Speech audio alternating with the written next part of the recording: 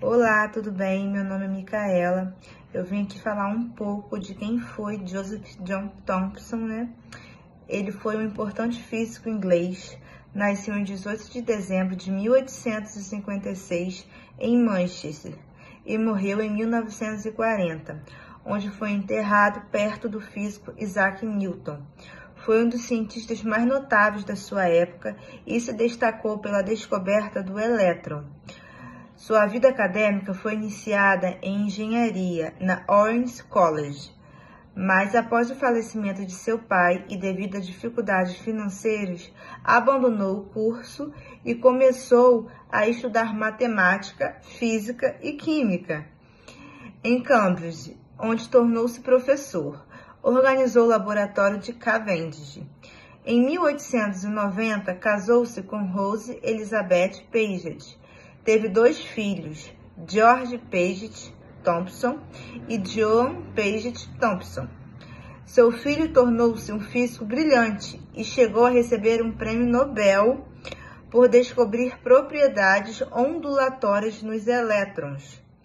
Em 1906, Thomson recebeu o prêmio Nobel pela descoberta dos elétrons através de gases e foi considerado o pioneiro da física moderna. Essa foi a minha explicação. Minha próxima amiga vai explicar mais um pouquinho sobre ele, tá bom? Muito obrigada pela atenção. Seus trabalhos deram entendimento à estrutura catônica e suas experiências eram feitas com tubos de raio catódicos, que realmente permitiu a demonstração da existência de elétrons. Em 1908 foi nomeado cavaleiro e em 1918 tornou-se mestre da Trinity College em Cambridge.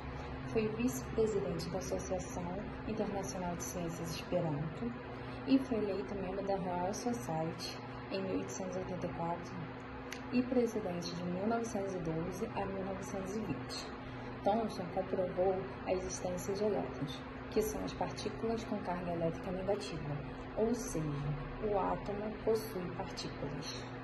Olá, eu sou a Emily e eu vou falar sobre a descoberta do elétron.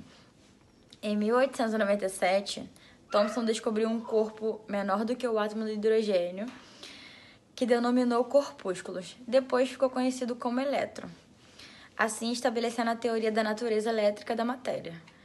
Em suas experiências com o raio catódico, descoberto pelo físico Crookes, Thomson verificou que, além de serem desviados por um ímã, também eram desviados por um campo elétrico, o que, dentro das leis da eletrodinâmica, confirmava que os raios catódicos eram correntes de partículas dotadas de carga elétrica.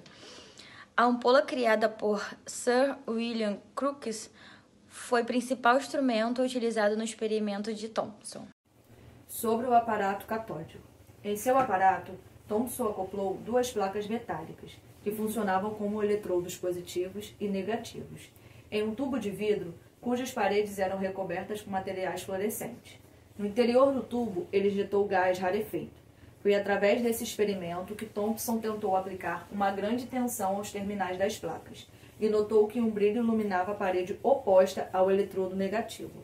A explicação para este brilho foi a emissão de partículas pelo eletrodo negativo, que incidiam no material fluorescente. Estas partículas eram atraídas por placas carregadas positivamente e repelidas por outras carregadas negativamente. Thomson estudou também as partículas emitidas por superfícies metálicas iluminadas por luz ultravioleta, efeito fotoelétrico, e por filamentos incandescentes, efeito termoiônico. Ele concluiu que, embora se tratasse de situações diferentes, estas partículas eram idênticas às emitidas pelo eletrodo negativo no tubo de seu experimento e provinham do interior do átomo. Estas partículas subatômicas, que foram denominadas elétrons, apresentam uma propriedade nova. São carregadas eletricamente e repelem-se entre si, vencendo a força de atração gravitacional que existe entre suas massas. Olá, sou a Caroline. Vou falar sobre uma das experiências de Thomson, que foi o tubo de raio catódico e como que funciona, né? Quando um gás rarefeito em baixa pressão é submetido a uma alta tensão de 15.000 volts, por exemplo, ele produz um feixe de luz que é composto por cargas elétricas, que parte do cátodo, que é o polo negativo, em direção ao anodo, que é um polo positivo. Com esse experimento, Thomson chegou à conclusão de que quando átomos de um material gasoso no interior de um tubo eram submetidos a uma alta tensão, os seus elétrons eram arrancados e direcionados até uma placa positiva. Agora eu vou deixar um vídeo aqui para exemplificar como funcionava essa experiência de Thomson.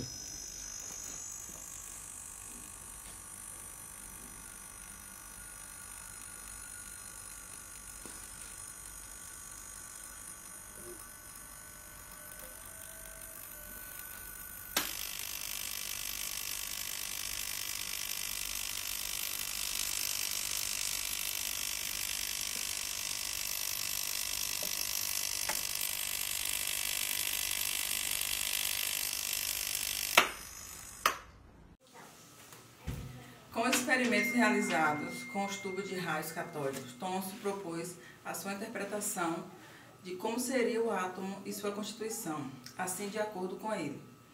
O átomo é uma esfera, mas não maciça, como propõe o modelo atômico de John Dalton.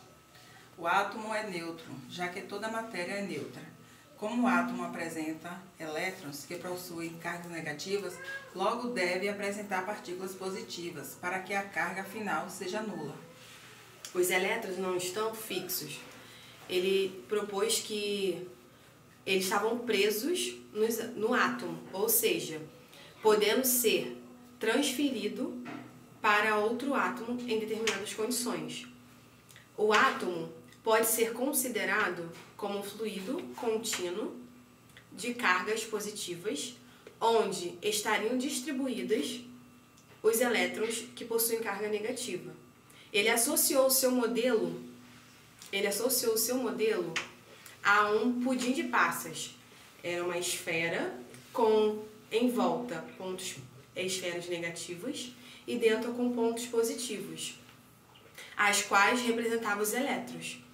Como os elétrons que estão espalhados apresentavam a mesma carga, existe entre eles uma regulação, o que fez com que estejam uniformemente distribuídos na esfera.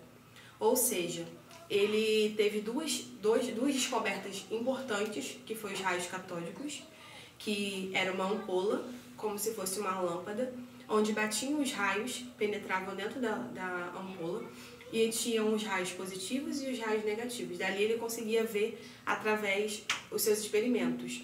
E a outra teoria dele foi sobre o pudim de passas, que ficou conhecido, que era uma esfera com pontos positivos e negativos. Esse foi o nosso trabalho sobre Joseph John Thomson.